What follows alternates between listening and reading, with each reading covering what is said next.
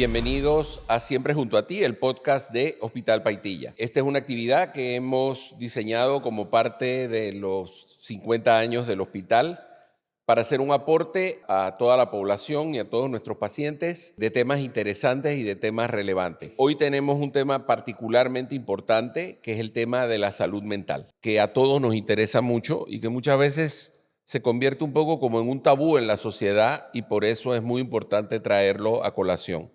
Para eso tenemos hoy de invitada a la doctora Denise Cotes. Denise es psiquiatra y es miembro del cuerpo médico de Hospital Paitilla. Bienvenida, Denise. Muchas gracias por la invitación. Estoy muy contenta de estar aquí, ya que la salud mental es un tema muy importante y así como dijiste, es un tema tabú y me parece importantísimo que podamos hablar un poquito acerca de él, ¿no? Ya que las personas tienen que conocer un poquito acerca de estos temas. Sí, es importante y hay que ponerlo un poco sobre la mesa para hablar de él como cualquier otra especialidad médica. Ok, bueno, comencemos por definiciones. Okay. ¿Cómo definiríamos salud mental hoy en día? Mira, definir la salud mental quizás de una manera que se entienda, así como que sin tantas palabras grandes. A mí me gusta comparar la salud mental como al Wi-Fi de tu casa. ¿En qué sentido? En que cuando el Wi-Fi no funciona, no sé si tú vas viendo que en tu casa los aparatos no van funcionando y las cosas se empiezan a apagar y uno se empieza a estresar porque las cosas no funcionan bien.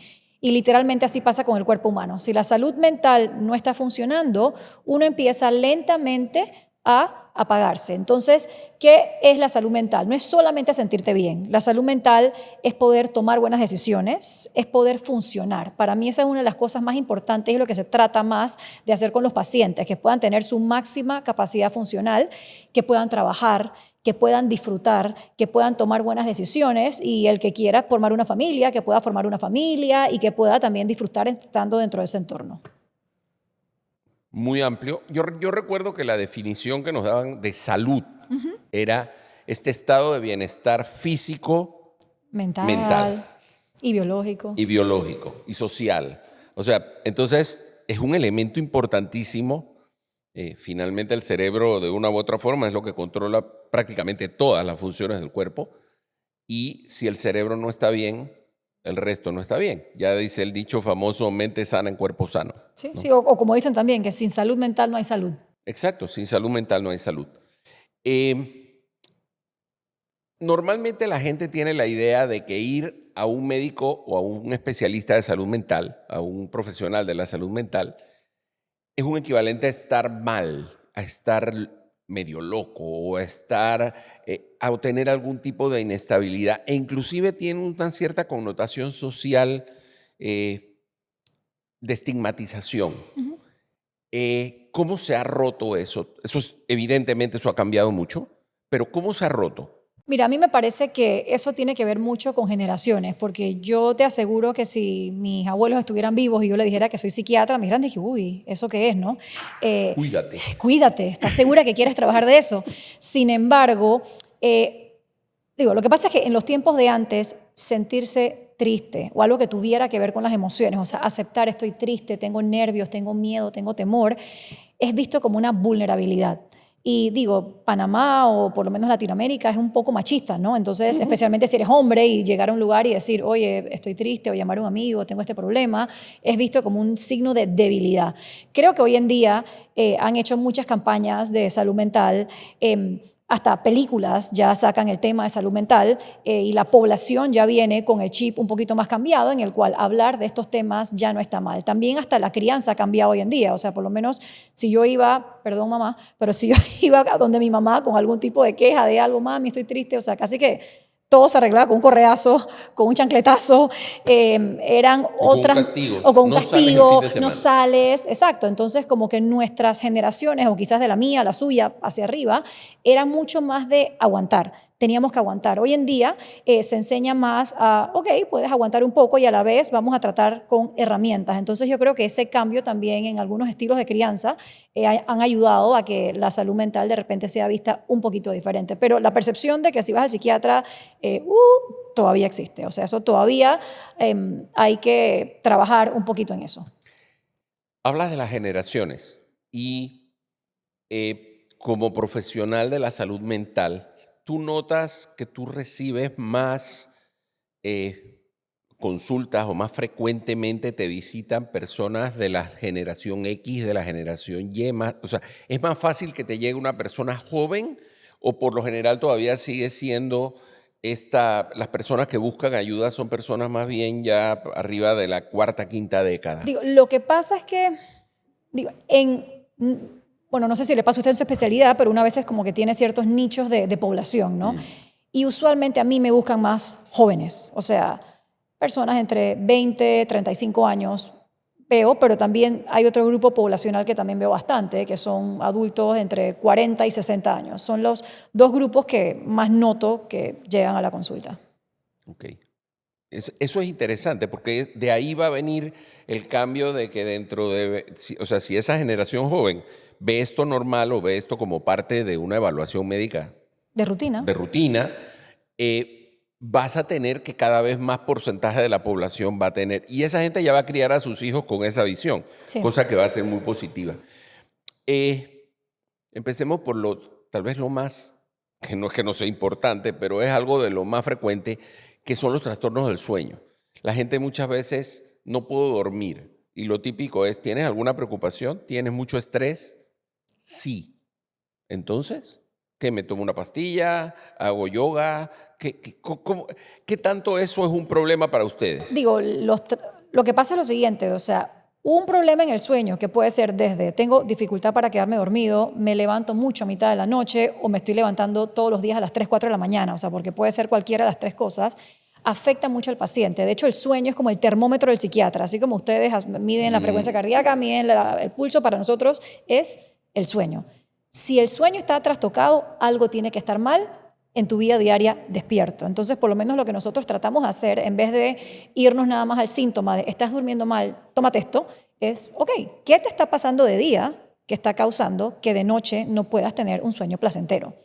Entonces, dirigimos el tratamiento a eso. Si estás teniendo ansiedad, entonces vamos a ver por qué estás teniendo ansiedad. Si estás teniendo depresión, ¿por qué estás teniendo depresión? Y de hecho, si nos vamos al DSM, o sea, a la lista de síntomas, todas estas enfermedades tienen como criterio que el sueño esté alterado. Es que es eso, o sea, el sueño al final, y es muy interesante eso que mencionas, que uno no lo ve así. Si no tienes buen sueño en la noche, es porque algo está mal durante el día.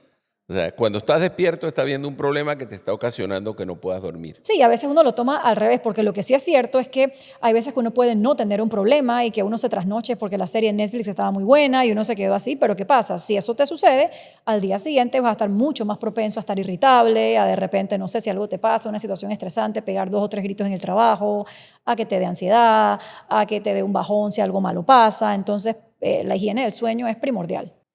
¿Hay un número de horas que uno deba dormir en la noche o esta historia de que hay gente que con 4 horas está bien y gente que necesita 9 horas? Digo, en teoría, lo clásico, unas 8 horas debería ser lo adecuado. Sí es cierto que hay personas que a veces con 6 horas funcionan bien. Yo tengo pacientes que me dicen, yo estoy óptimo con 4, pero digo, van todas las semanas a verme, así que no sé qué tan óptimo estén, pero Les cae muy bien. les caigo bien. Pero yo sí diría que por lo menos unas 7 a 8 horas, tratando de que sean 8 horas. Eso dicen desde el punto de vista cardiovascular, que ahora se ha integrado el sueño como un elemento de los 8 elementos básicos de la salud. Uno debe dormir entre 7 y 8 horas diarias. Sí, Ese es y a el nivel número cerebral, mágico. o sea, en teoría, cuando uno duerme, para explicarlo así como en español fácil, uno hasta depura toxinas cerebrales, etcétera, etcétera. O sea, el sueño es completamente necesario para Sí, otras es cosas. fisiológico, es necesario. Es la recargada de las baterías. Exactamente. Ok, el otro gran tema de nuestra época, el estrés. ¿Podemos igualar estrés y ansiedad? Digo, son más o menos sinónimos, la gente las usa estrés, ansiedad, miedo, temor, o sea, nerviosismo. Sin embargo, voy a ampliarlo un poquito, o sea, está la ansiedad, está el estrés, todas estas cosas, pero voy a abrir el compás un poquito más a lo que son las emociones, ¿no? Las emociones no son, y esto que a la gente le quede clara, no son ni buenas ni malas. Las emociones son. Y punto, ¿no? De hecho, le voy a poner un ejemplo que a mí me encanta poner en la consulta. O sea, si yo tuviera un examen el sábado, tengo una semana para estudiar ese examen y estoy tan nerviosa que todos los días me pongo en la noche a estudiar, me quedo despierta hasta la 1 de la mañana estudiando, pilando, ya que el estrés causó esto en mí. Ese estrés en ese momento jugó a mi favor o a mi contra. O sea, juega a mi favor. Me hizo estudiar y me hizo prepararme para un examen. Sin embargo, si yo llego el sábado a hacer ese examen y estoy tan estresada que cuando me dan la página de mi examen, la pongo ahí, me congelo y no puedo ni siquiera funcionar, entonces ya estamos hablando de algo un poquito más avanzado, ¿no? Ese estrés está funcionando en mi contra. O sea, de hecho, el estrés es una de las emociones que ha hecho que como generación podamos avanzar porque nos protege. O sea, desde el hombre de las cavernas, si a mí no me hubiera dado miedo un animal allá afuera, o sea, Nos habíamos extinguido. exactamente.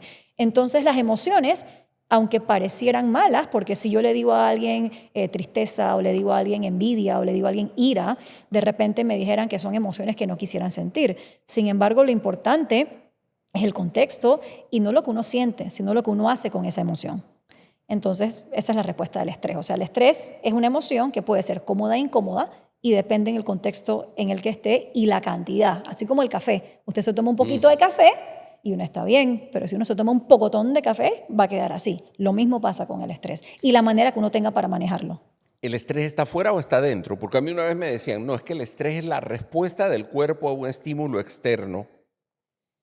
Sí, pero por la forma como me hablas suena como que el estrés es el entorno, también tiene un pedazo interno, supongo. 100%. O sea, es la respuesta. Hay gente que no se estresa por lo que yo me estresaría y Total, viceversa. digo, eso también va a depender del contexto, depender de rasgos de personalidad y demás, pero el estrés, las dos cosas toman en cuenta, o sea, los factores que existen afuera pueden causar respuestas emocionales dentro de nosotros.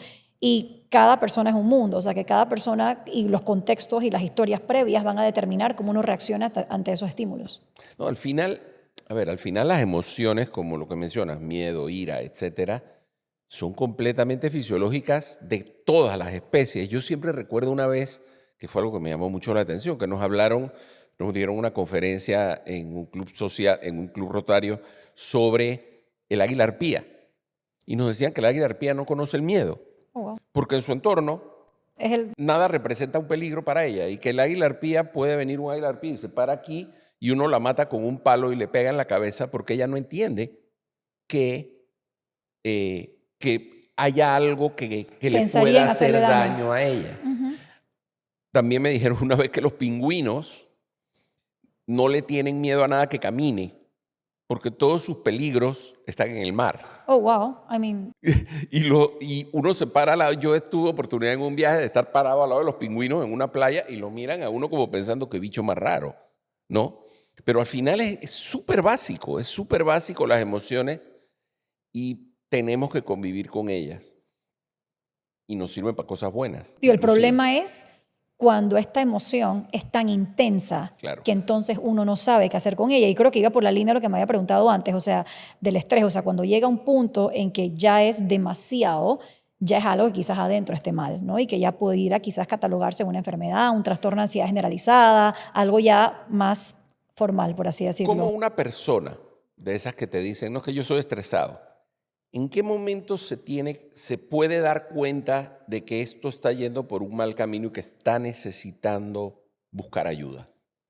Una cosa que mencioné hace un ratito, lo más importante, por lo menos para mí, cuando yo estoy evaluando a alguien, es qué tan funcional es la persona. Eso es básico. Entonces, si este ser humano todo el día está pensando en el futuro de una manera constante, no lo deja estar en el presente, aparte de eso, tiene demasiada tendencia a catastrofizar. Todo lo que piensa son los peores escenarios que existen y tiene una vida en la cual no puede vivir tranquilo y sufre, me parece que entonces sí sería el momento para que vaya y busque ayuda. Lo que pasa es que muchas personas como se acostumbran a estar así, lo normalizan y viven 3,5, o sea, toda la vida, y piensan que eso es un estado normal. O sea, que vivir así es la norma. They don't know any better. Y no se atreven a salir de ese estado. Y especialmente las personas con ansiedad tienen este tipo de personalidad en la cual los cambios les cuestan mucho.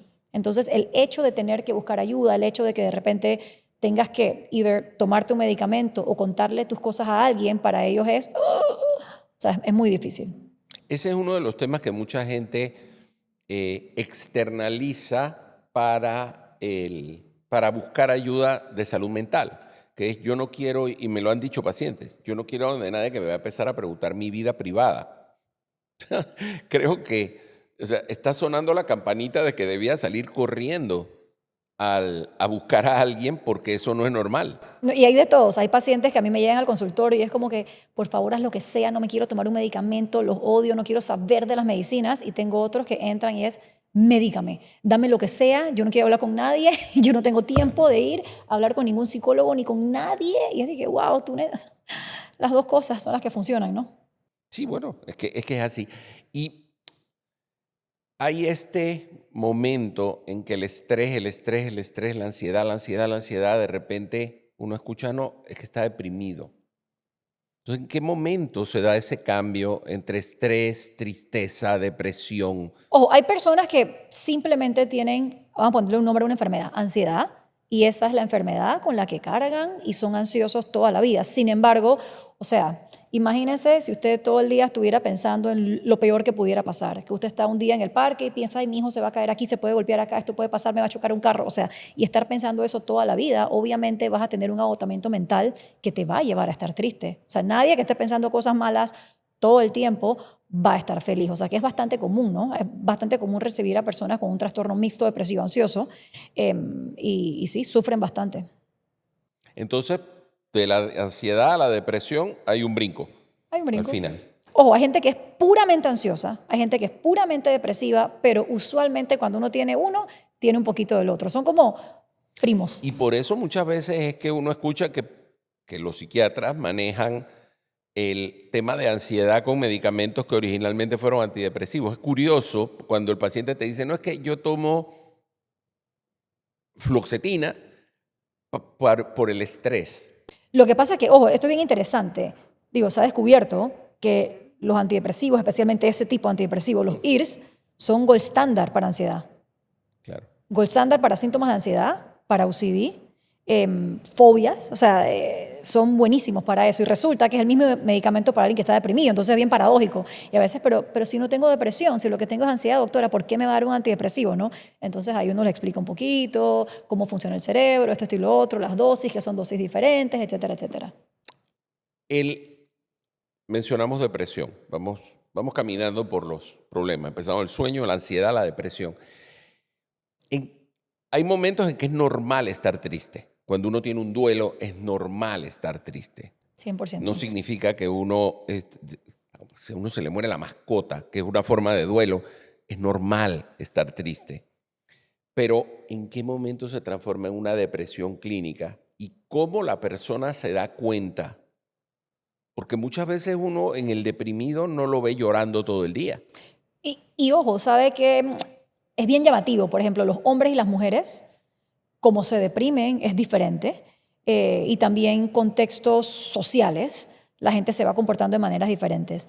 Es importante esa pregunta, diferenciar una tristeza simple de cuando alguien ya está entrando en un episodio depresivo y efectivo. O sea, una persona que está en un duelo, es normal que llore, que no quiera salir, es normal que llores por tu mascota, por tu familiar, que estés triste, que te quieras paviar unos días al trabajo. O sea, todas esas cosas uno las puede considerar dentro de un contexto normal. Pero si uno ya ve que el tiempo está pasando, la persona se empieza a aislar, empieza a hablar de una manera que la sientes como desesperanzada, ¿no? De que, ¿qué hago aquí?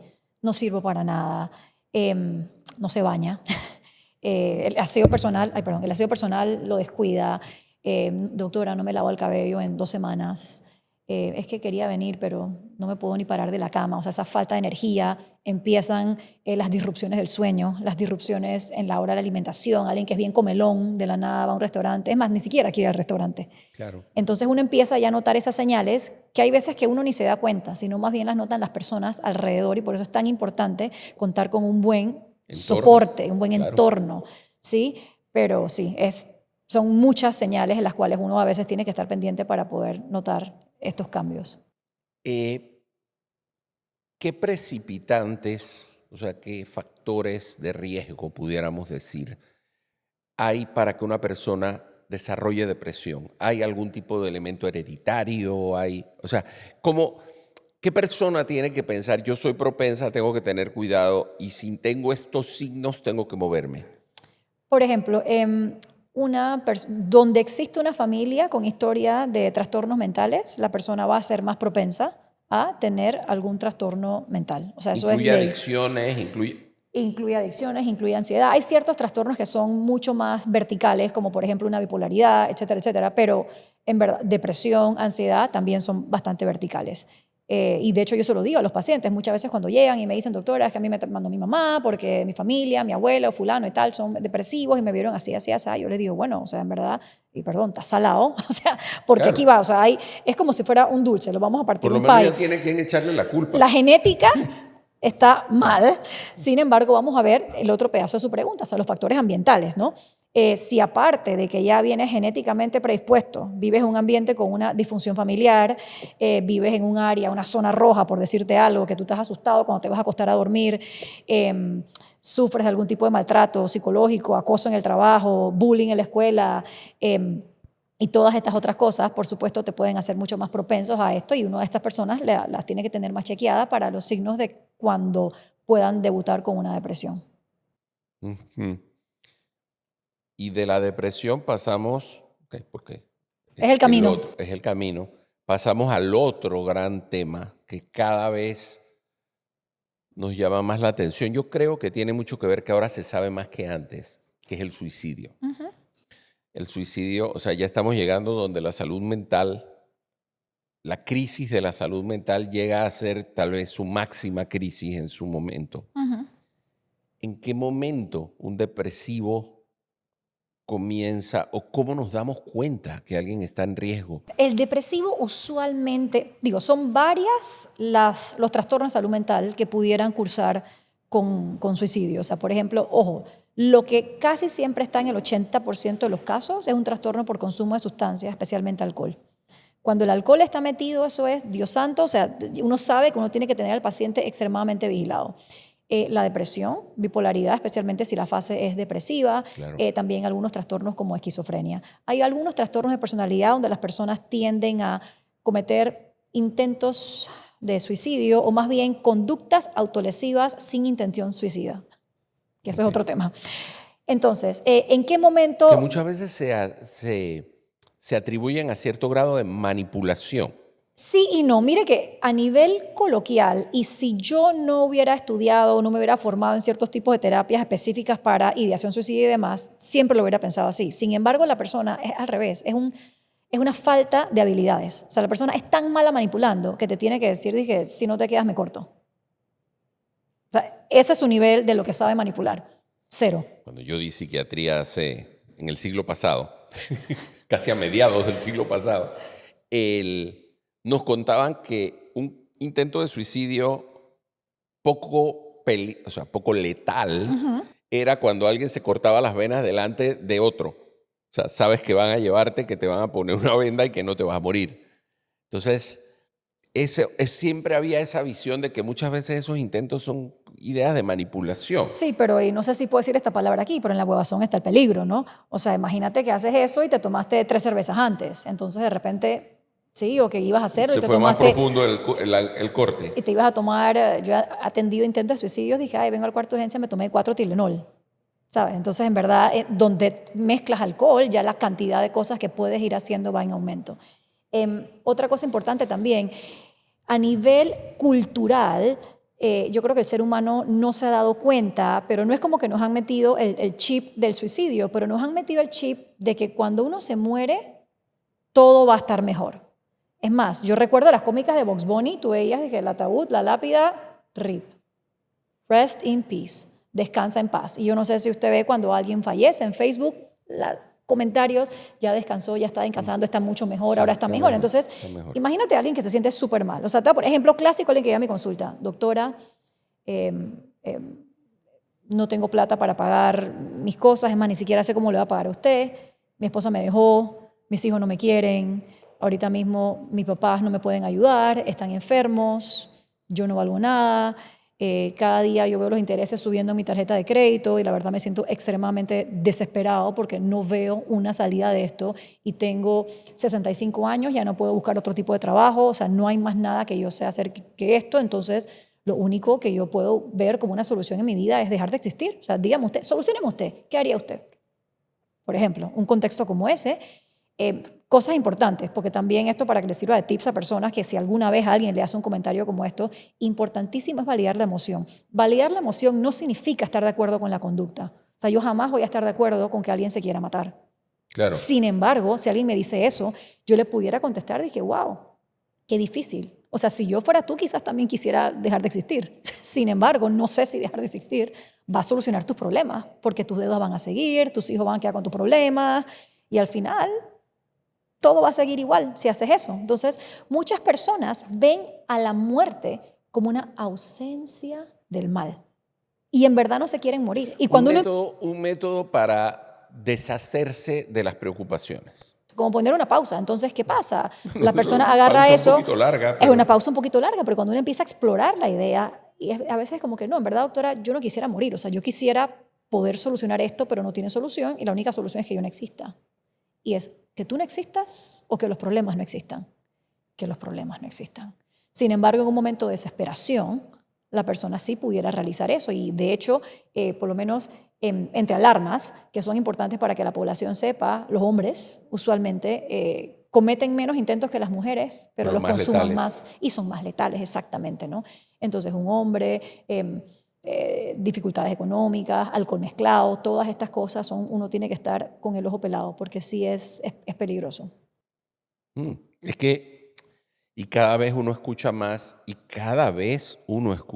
de personas jóvenes que Digo, se suicidan. como le decía, ¿no? La parte esta cultural, yo no sé si usted se expresaba como yo de niña, pero a mí me iba muy bien en la escuela, y de repente, no sé, sacar una mala nota era, que chuleta, voy a la casa con este examen, mi mamá me va a matar. Que ojo, probablemente la mamá no me iba a matar, pero era mi percepción del asunto.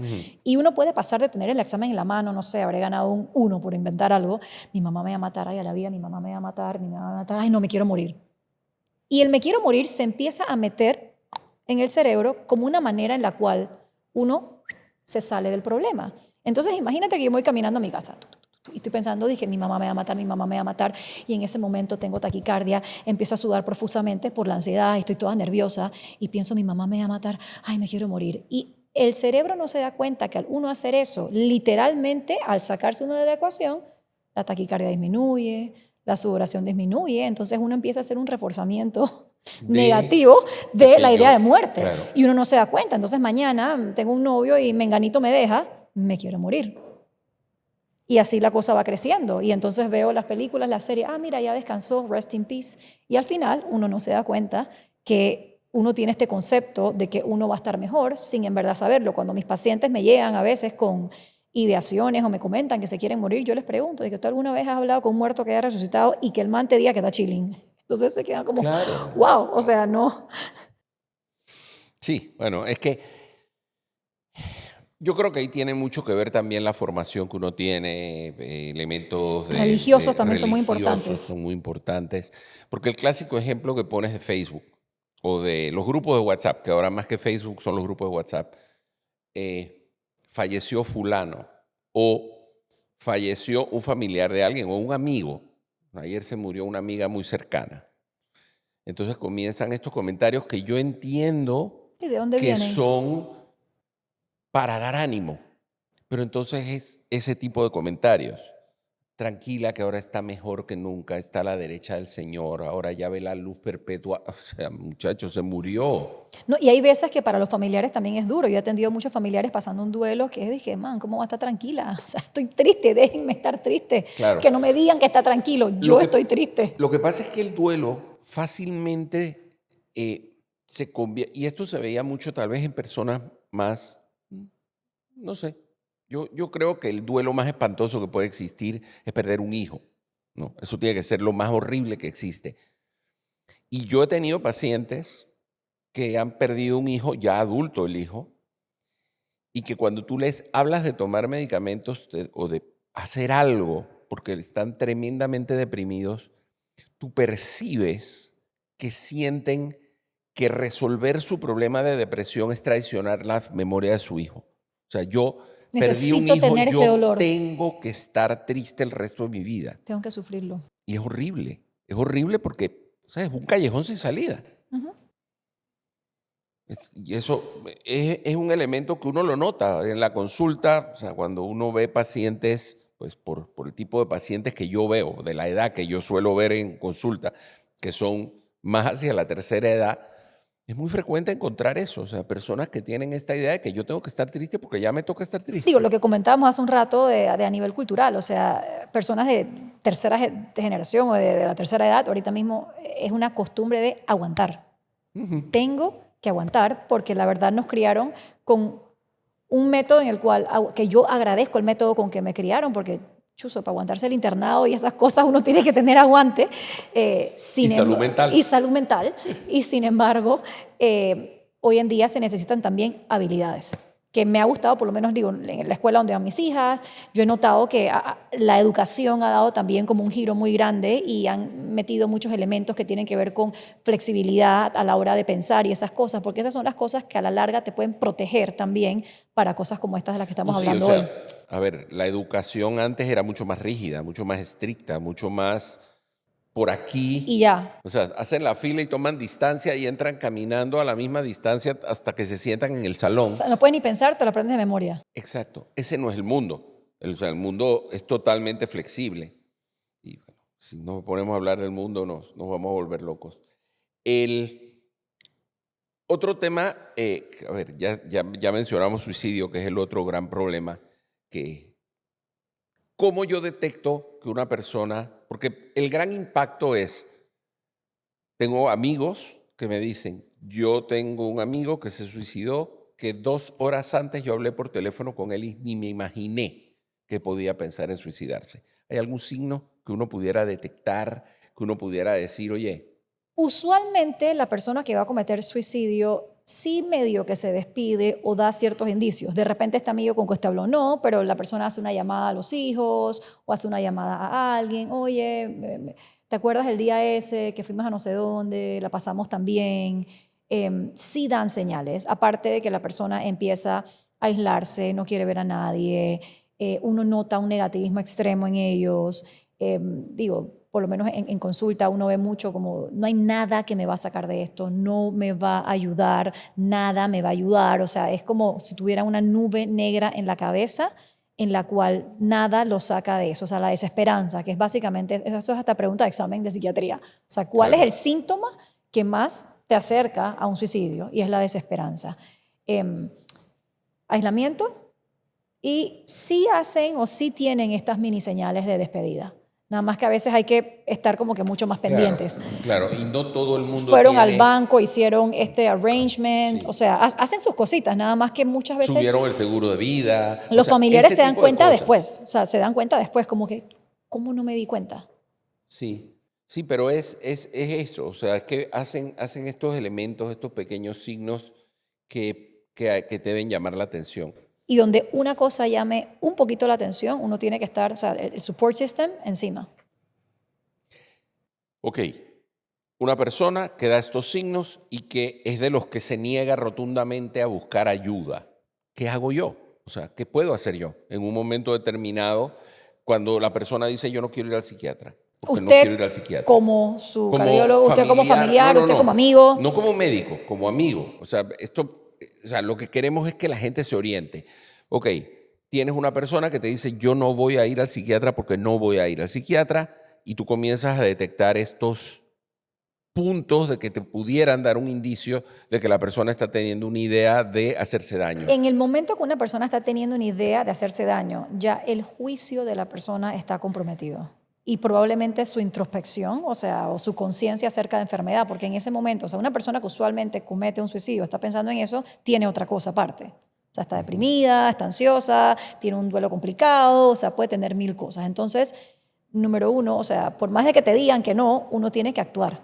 Ya sea que buscar la manera, hablar con algún psiquiatra aparte, que lo aconseje, mira, vamos a tratar de llevarlo así, buscar si existe alguna persona, porque todo el mundo tiene una persona a la cual le hace más caso que a otras. Claro. De repente alguna figura como un mentor, un abuelo, un mejor amigo, un hijo que te lo pida, las personas que son muy religiosas, un cura, un rabino, o sea, qué sé yo, lo que uno sienta que le va a llegar, porque la persona tiene que llegar al hospital. Porque aparte... Porque es una urgencia. Porque es una urgencia y el support system sufre mucho. Entonces hay que ayudar al paciente y también ayudar a la persona a cómo sobrellevar esta situación. Claro, es que el concepto, a ver, cuando una persona está teniendo idea de matarse o de hacerse daño de una forma que pudiera ser permanente, eso médicamente es una urgencia. Eso es 100%. como tener una crisis hipertensiva donde uno la considera una urgencia porque la persona en pocas horas puede morirse, ¿ok?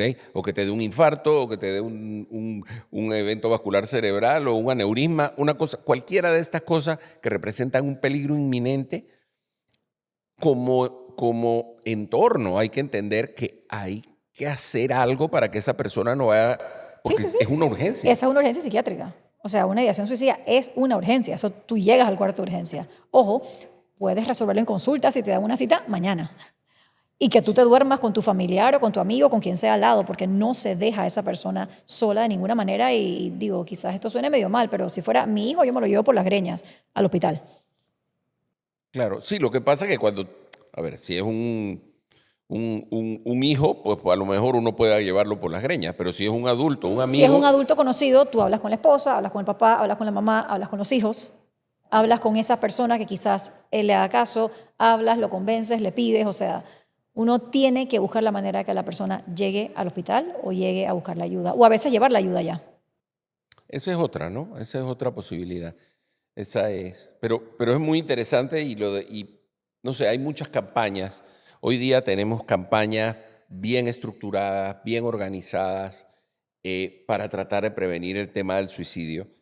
Y cuando uno escucha, yo tengo 2 o 3 amigos que están muy involucrados en estos proyectos para prevención de suicidio. Y cuando escuchan de un caso que se dio un suicidio, casi se deprimen ellos, porque es esto como se nos escapó uno que hubiéramos podido ayudarlo. Sí. Porque eso sí, o sea, estar rodeado de ese ambiente y de esas situaciones Es muy drena, difícil. sí, es También drena. tienen que buscar ayuda, o sea, Sí, tienen también que sí. buscar soporte. Qué bueno ahora que dices eso. De hecho, o sea, factores de riesgo, si algún familiar ha fallecido por suicidio, el rate es mucho más alto de que alguien cometa suicidio. O sea, es como familiar que haya cometido suicidio. Que alguien en el ambiente cercano de la persona haya cometido suicidio, también, check. Mucho más alto el rate de que algo malo pase. Haber salido de la cárcel también aumenta el rate. Sufrir enfermedad mental previa, o sea, ya sea que la persona tenga antecedentes de depresión, trastorno, o sea, Y las alcoholismo, adicciones. drogas, todas estas cosas, haber sufrido abuso en la infancia de cualquier tipo, todas estas cosas también precipitan, ¿no? Entonces la genética más todos estos factores son también otras cosas que uno tiene que estar muy pendiente de estos casos. Ok, importante tener eso. Ok, ayer hizo 5 años de la pandemia. Y el tema de salud mental durante la pandemia, y yo creo que después de la pandemia, no fue ajeno a la pandemia. O sea, uno vio mucho, sobre todo en personas de tercera edad, con el aislamiento. Sí. Fue Fatal, terrible. fatal. O sea, las cosas que yo vi cerca fueron impresionantes y que realmente me sorprendieron que pudieran estar pasando. ¿Qué secuelas ha dejado la pandemia? Parece que la gente entendió, que la gente aprendió. O sea, fíjate que las secuelas en cuanto a salud mental, yo las he dividido como en 2 grupos etarios, los pelados Claro. y las personas de la tercera edad.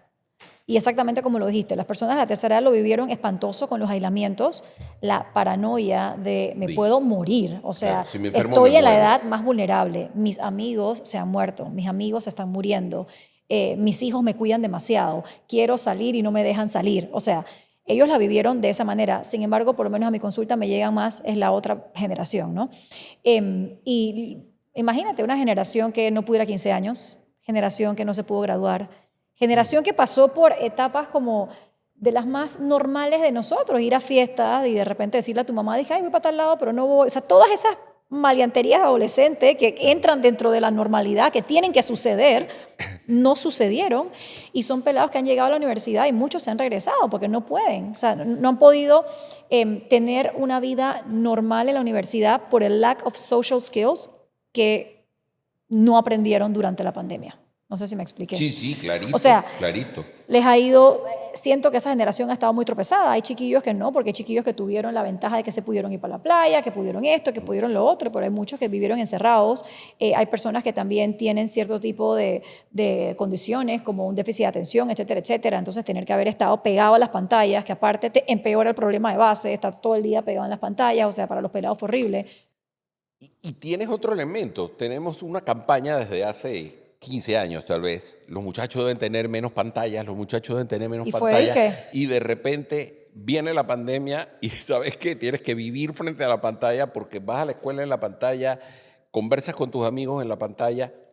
No, y, ¿sabe? Y para el adulto mayor, aprender a aquello usar fue horrible, pantallas aquello fue era una cosa espantosa. Y muchos no aprendieron y de ahí se derivaron un montón de problemas, a ver, no solo de salud mental, problemas físicos derivados. Sí, sí, sí, sí, sí. Sí, sí. sí, es muy, muy, muy interesante todo esto y ahora que estamos viendo todo esto de las secuelas del long COVID, del COVID prolongado que tiene. Y sabes también qué factor pasó bastante, que al también estar más tiempo en la pantalla, un factor que no hemos mencionado, pero que también es de riesgo y para ansiedad y para todo lo demás, el uso de las redes sociales. Ah, sí, bueno. Porque aparte los pelados estaban todo el tiempo usando las redes sociales, entonces que si el Instagram, que si el Snapchat, que si el que si el otro, entonces al estar metido en esa constante, tú sabes, me pusieron like, no me pusieron like, eso era un estrés. Me están viendo, soy visible, no soy visible. Eso también les causa Sí, es que es mucha presión. eso, y las redes sociales se han convertido, cuando comenzaron parecía que iban a ser una maravilla, interacción con gente, conocer, reencontrarse Mis amigos con de la universidad. mis amigos, hemos hecho este grupo de gente que éramos los compañeros de la calle cuando éramos niños, y ahora se han convertido en este elemento tan tóxico. Muy tan negativo y tóxico. Tan negativo, toda esta cosa de los bots o sea, lo han prostituido de una manera y encima lo compró quien lo compró, por lo menos Twitter, encima, imagínate tú aquello. Así como que mi guilty pleasure, a mí me encanta leer Twitter, No tuiteo nada, pero yo leo los comentarios y a veces pienso como que, wow, ¿qué le pasa a las personas? O sea, Tú eres, bueno, pero para ti tiene un elemento científico. Yo disfruté muchísimo Twitter al principio, en lo personal. Tengo un excelente grupo de amigos que fueron tuiteros. Siempre tengo una anécdota que cuando nos conocimos por Twitter, nunca nos habíamos visto en persona, nos conocimos por Twitter y un día estábamos todos pegados al mismo tiempo en Twitter y yo les dije, oigan, ¿por qué no nos reunimos un día para comer y para conocernos? Oye, sí, qué buena idea y tal y cual. Y quedamos para hacer un tweet lunch. Se iba a llamar un lunch de puros tuiteros. Y ese día yo me levanto en la mañana y mientras desayuno le digo a mis hijos, hoy tenemos una reunión de tuiteros. Y la respuesta de mi hija fue, papá, ¿y para qué te vas a reunir con los tuiteros? Le dije, para conocerlos. Dice, ¿y tú para qué quieres conocer a los tuiteros si son tuiteros? Ese día a mí me cayó como quien dice, oye, es que somos totalmente diferentes. Pero hoy día las redes sociales se han convertido... Digo, es que la manera que usted lo iba a utilizar es como se deberían utilizar. O sea, uso mi red social, hago conexiones, pero Claro, hoy en día claro. es otra cosa. Y con los pelados es shaming, bullying, o sea... Eso. Y ahí tocas otro tema que no quiero que pase porque está muy de moda y es muy real y las redes son terribles para eso, que es lo del bullying. El bullying existió siempre. Siempre. O sea, en el bullying de mi época era el grandote que cogía de Congo a alguien y le pegaba y lo golpeaba y lo molestaba y le hacía O ponerle cosas. apodos a todo el mundo. O sea, y era el malo de la película hasta que un día llegaba uno y se hartaba Hasta y le ahí. ponía la lonchera de sombrero. Ya. Y ese día el tipo bajaba la velocidad. Pero hoy día no es tan fácil. Porque tú puedes seguir haciéndole bullying a alguien por redes sociales sin que te vea nunca. No, y aparte porque ese día que a alguien le dieron, imaginémonos que el que se trauma hubiera sido el bully que le ponen el ocherazo en la cabeza, pero eso queda ahí y solamente se hubieran acordado las personas que vieron ese evento. Hoy en día todo tiene huella digital. Claro. Y las personas permanente, y cuando hacen bullying, o sea, suben fotos de pelados y cosas en situaciones muy, muy espantosas, que nadie quisiera que un hijo pase por eso y en verdad sufren mucho porque están constantemente en la espera de ser evaluados, la presión. Las consecuencias de las redes, lo que pasa es que cuando se es joven uno no lo mide, pero cuando un adolescente no lo ve. Bueno, yo siempre he dicho que yo agradezco mucho que cuando yo fui adolescente No y hacía existía. nadie cargaba cámaras con ellos todo el día. O sea, Exacto. todo lo que pasaba, pasaba y quedaba, lo que dices tú, en la memoria de los que De estaban lo que estábamos presentes. ahí. Punto. Pero este tema de la comunicación, de las redes, esta gente no lo entiende. Entonces, ¿qué pasa? Yo hoy día, mi hermana trabaja en recursos humanos y me comenta que una cosa que es una práctica absoluta cada vez que alguien manda una solicitud de trabajo es meterse a buscar sus redes y ver qué dice, qué ¿Qué piensa, hace? cómo habla, qué... Y te brincan con esto, lo acabamos de ver ahora para los Óscares, estaba esta actriz transexual que era candidata y le sacaron unos tweets que había hecho en el 2021 muy agresivos y prácticamente la mujer la multiplicaron por cero en todo lo relacionado con la película porque le generaba mala propaganda a la película. Entonces, hay que entender eso de la huella Del digital, impacto. tiene un impacto Y no permanente. sé si se acuerda, en Twitter, o esta chica, no me acuerdo, ella estaba haciendo un vuelo como de Australia, no sé a dónde, y ella como que puso un comentario un poco racista, la tipa se monta en el avión y cuando llegó al otro lado, botada del trabajo, o sea, Sí, sí, es eso, no sé, es boom. el mundo está realmente complicado. Pero el bullying es un tema que, Digo, bullying, esto es cyberbullying. claro, pero es que el bullying siempre existió.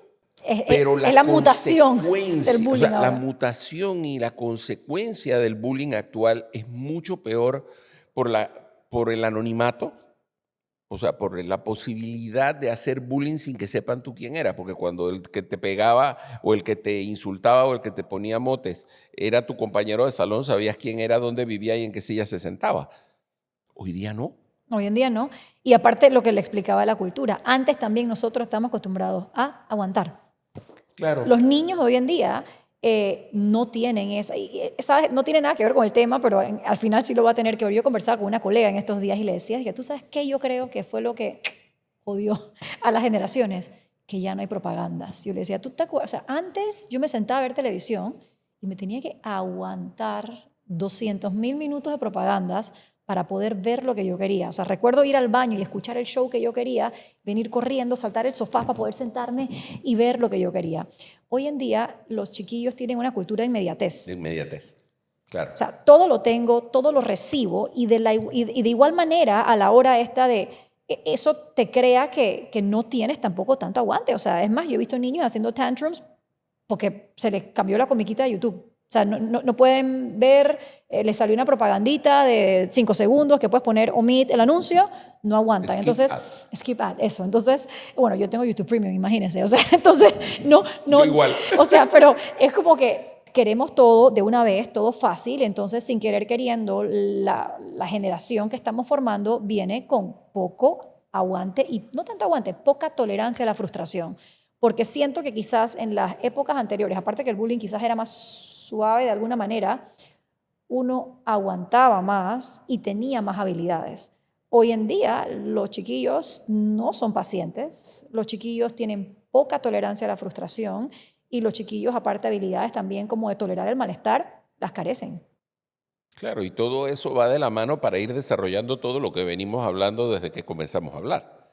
¿No? Que cuando uno voltea a ver, pues hay un montón de problemas clínicos. Que de hecho lo que hablábamos de los cortes Exacto. es un déficit de habilidades y literal de eso que acabo de decir, de tolerar el malestar, de efectividad interpersonal y de todas estas cosas. Sí, no, pero es que es tal cual. O sea, al final todo está entrelazado alrededor de, y el punto que lo une al final termina siendo la salud mental. Bueno, hemos hablado de muchas cosas que son importantes, yo creo que para dar un buen consejo al final. Hemos dado un montón de buenos consejos, pero creo que hay ciertas cosas. ¿Qué hacer para mejorar nuestra salud mental en nuestro día a día, tal vez desde un punto de vista preventivo? ¿Qué podemos hacer? Una cosa que mencionamos, que de hecho me encantó que me la preguntara, el sueño. O sea, lo más fácil que uno puede hacer es tratar de dormir sus 8 horas, tratar de acostarte temprano, dormirte temprano. Obviamente que también para factores cardiovasculares hacer ejercicio ayuda mucho, Claro. ya que hacer ejercicio, voy a olvidarme de la parte física, porque Claro. la mía es la mental, es un espacio para ti mismo. O sea, tú vas a hacer ejercicio, ya sea que nada más estés caminando no tienes que estar haciendo CrossFit, pero sacaste media hora para ti. Y en ese momento, eso te ayuda a ordenar ideas, te ayuda a pensar otro tipo de cosas. Entonces, bueno, el sueño, ejercicio. A mí en lo personal me gusta mucho todo lo que tenga que ver con yoga, con meditación y demás, pero no necesariamente uno tiene que ser un yogui místico del oriente, pero el hecho de simplemente aprender a respirar de una manera más pausada, eso ayuda en momentos en los cuales uno está estresado. Hay respiraciones que a mí me gustan mucho, que son sencillas, y cuando uno está estresado, inhalar, hacer una pequeña pausa y exhalar el doble del tiempo que uno inhala. O sea, lo voy a hacer con sonido, pero sería algo como pausa. Ese tipo de respiración ayuda a que uno sienta que uno controla algo que es de un sistema nervioso que es involuntario. Claro. Entonces hace que uno empiece a tener una sensación de control. Ese tipo de respiración es muy buena. Cosas que tengan que ver, si la ansiedad, preventivo hasta ahí, pero por ejemplo, si empezara a pasar que una persona está ansiosa, ese tipo de respiraciones, cosas con temperatura ayudan mucho. Por ejemplo, meterse a la regadera con agua bien fría ayuda mucho a calmar el sistema nervioso autónomo. O sea, a mí me gusta mucho el agua caliente, amo el agua caliente, sin embargo, si estuviera disregulada, probablemente probaría, porque se lo digo a todas mis pacientes, o sea, duchas de agua fría, es más, hasta la cara entera en baldes con agua fría con hielo. Estas cosas ayudan, ¿no? Hay veces que uno está en el trabajo, por ejemplo, y no va a andar por ahí, metiendo la cabeza en un bucket con agua y hielo, pero uno puede agarrar unos hielos con las manos, cosas que tengan que ver con ejercicios de intervalos intensos y cortos, subir y bajar las escaleras en el trabajo. O sea, por ejemplo, no sé, si un día nos estresamos, nos podemos encontrar aquí en la escalera, doctor, y subimos y bajamos la escalera. O sea, lo de la respiración yo lo había oído, pero lo del baño de agua fría y todo, y sí, suena la famosa historia del niño que está haciendo una horrible pataleta a la ducha con agua fría, chorro, sin quitarle la ropa, y queda, por lo menos se calma en el momento. Pero fíjese que a nivel así como fisiológico, la explicación a mí me encanta, porque tiene una explicación fisiológica y tiene una explicación también psicodinámica. O sea, si usted agarra un hielo, por ejemplo, en las manos, y lo agarra y lo aprieta hasta que usted sienta que se está quemando. Por lo menos yo le digo esto a las pacientes que a veces se quieren hacer daño. Me quiero cortar o me quiero no sé qué. ¿Sabes qué? Hagamos algo por teléfono. Ve, yo te acompaño por teléfono, agarra estos hielos, apriétalos. Denise, que me estoy quemando, que va. Quédate ahí y aguanta. Aguanta, y en el momento que tú sientes que ya no aguanta más, aguantas más. Y llega un punto donde la persona siente este alivio. Así como que, ¿sabes qué? Wow, aguanto. Entonces, el cerebro entiende dos cosas. Que ese frío finalmente te termina anestesiando. Entonces pasa, exacto, y te pasan dos cosas. Uno, que a nivel fisiológico, o sea, algunos receptores de acá literalmente estimulan receptores del sistema nervioso parasimpático que te ayudan a bajar toda esta cascada de ansiedad y todo esto que se inició en el momento que empezaste a sentirte ansiosa o disregulada. Y segundo, tu cerebro entiende que puedes aguantar malestar. Entonces es una enseñanza bonita para las personas cuando en esos momentos están disregulados. A mí esa habilidad me encanta. De hecho, tiene nombre y todo en el tipo de psicoterapia o que yo he estado entrenada, y a mí me encanta esa habilidad. Hay cosas disruptivas a veces que también ayudan a que si uno está como estresado o si uno está sintiéndose medio mal, hay veces que yo le digo a los pacientes, cómete un picante. O sea, si estás muy arrebatado, métete un poco de wasabi. Claro. Y es como que te choquea. O sea, es como un estímulo que domina el cuento de que cuando te duele algo te machacas un dedo con un martillo y te deja de doler lo otro. Así, más o menos así. Más o menos así. Es un estímulo más fuerte. Exacto. Y bueno, ya otro tipo de cosas, ¿no? Las personas que puedan, de repente que ejercicio, yoga, meditación, pilates, YouTube, hay un mundo de videos donde uno puede hacer meditaciones guiadas, donde uno puede hacer relajaciones musculares progresivas, que también son muy buenas, esas que son de aprieta, aprieta, aprieta, suelta, aprieta ahora los pies, suelta. Esas también ayudan mucho en momentos de estrés. Y lo de los sonidos, está muy de moda, sí, lo del los white sonidos y que sí, noise, y el brown noise, y el green noise. Y los hertz de los sonidos, que si claro. 420 Hitler y que si 416 es lo que te relaja, o sea, todas estas cosas, ponerse audífonos y escuchar algo que para uno sea que placentero de los demás también. Y que te aísles de los demás, pero también por lo menos con los pacientes hay que ser vivo, porque, ay, sí, Denise, estoy escuchando mi música, y cuando tú vas al playlist, o sea, puras canciones tétricas, o sea, entonces hasta eso uno tiene que, exacto, de que hasta eso uno tiene que ir como que revisándoles, no tienes que tener, uno les hace lista de crisis, claro. Llamar a alguien, qué persona, y no una, porque no sé si la ley de Murphy, ¿te sientes mal? A la persona que vas a llamar para decirle que te sientes mal, nadie te contesta o la persona se siente mal, exacto. Entonces es como que tener por lo menos 5 personas que te puedan contestar, entre otras cosas. Ok, importante. O sea, establecer una red de apoyo. Sí, tenés. Algo que cada vez uno escucha más es que inclusive para el desarrollo de demencias y estas cosas hacia futuro, la interacción social.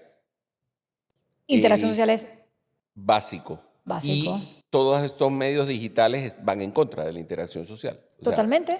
Menos usted, que sí quiso hacer su lunch sí, con bueno, sus pero amigos es que tuiteros. todos éramos una banda de viejos. Esa fue la visión de mi hija. O sea, toda esta gente está muy vieja y por eso quieren reunirse. Pero sí, o sea, lo ideal, las redes sociales hoy en día creo que no exhortan tanto a que uno se encuentre. Claro. Lo que sí, por lo menos, como la población que usualmente veo yo son más jóvenes, ellos tienen muchas actividades sociales, o sea, y por lo menos a las mamás yo le aconsejo métela en clase de ballet, gimnasia, jazz, o sea, lo que sea que exista que le guste, pottery, danza, whatever, ya que estas cosas usualmente te ayudan a desarrollar esos skills sociales que son muy, muy importantes. Y digo, y el sueño también, para lo que Claro, sea demencia. por El supuesto. sueño es lo más ahora. Bueno, yo creo que hemos cubierto muchos aspectos. Te hago una última pregunta, que es algo que siempre preguntan. ¿Psiquiatra o psicólogo? Yo sé que son complementarios, pero tal vez puedas, porque mucha gente te dice, no, es que yo no quiero ir a un psiquiatra porque los psiquiatras ven a los locos. Yo quiero ir al psicólogo. Cuando a lo mejor lo que uno piensa, esto cuando los pacientes lo dicen, uno a veces piensa, era mejor que fueras primero a que te hicieran un diagnóstico. Claro, porque probablemente tienes una mezcla de cosas. ¿Cuándo psiquiatra, cuándo psicólogo? Ok, por lo menos en la línea de lo que usted está diciendo, a mí no me importaría si fuera primero con el psicólogo, ya que si el psicólogo es un buen psicólogo, lo va a terminar derivando al psiquiatra y el paciente probablemente iría como a un paso más, por el ejemplo que dijimos hace un rato, de alguien que se niegue a ir a todos lados, pero de repente como que, bueno, al psicólogo sí voy, probablemente va a quedar yendo al psiquiatra. O sea que como un primer paso a mí me parece excelente. Los psicólogos, ellos están entrenados en también pueden diagnosticar enfermedades, también pueden tratar algunas, nada más que ellos de repente ven cosas más conductuales, más el manejo de las emociones, uno puede ir a contarles cosas, los ayudan a entenderse a uno. En cambio, el psiquiatra usualmente siento yo que es más cuando la parte funcional del ser humano está comprometida. Y más también cuando es algo ya biológico, que son las cosas que nosotros estamos más entrenados Claro. en tratar. El psicólogo debe de en esos momentos derivarlo hacia nosotros, ¿no? Sí. Y cuando es al revés, a mí me han tocado muchos pacientes que llegan donde mí, yo le digo, bueno, mira, yo te puedo ayudar con esto y con otro, sin embargo, creo que te iría mejor con un psicólogo y si quieres tú vienes donde mí una vez al año y hablamos, Claro. vamos viendo cómo tú vas y hasta mejor aún es que sean complementarias. Exacto, lo que hay que entender es que son ramas complementarias. Totalmente. O sea, es como pretender, yo quiero ir al cardiólogo y que el cardiólogo me cure todo. Bueno, tenemos que complementarnos porque a lo mejor tienes una diabetes que requiere un manejo mucho más complejo y es mejor que vayas a un endocrinólogo también. Exactamente. Ok. Bueno, yo creo que hemos cubierto los temas, Denise. Muchísimas gracias por esta conversación tan amena, que estoy seguro que para quienes vean el podcast va a ser de mucha utilidad y esperamos esto haya sido que sea útil para quienes lo vean, por su bien. No, gracias a todos por invitarme y como dijimos al principio, sin salud mental no hay salud. Exactamente. Bueno, hasta luego. Hasta luego.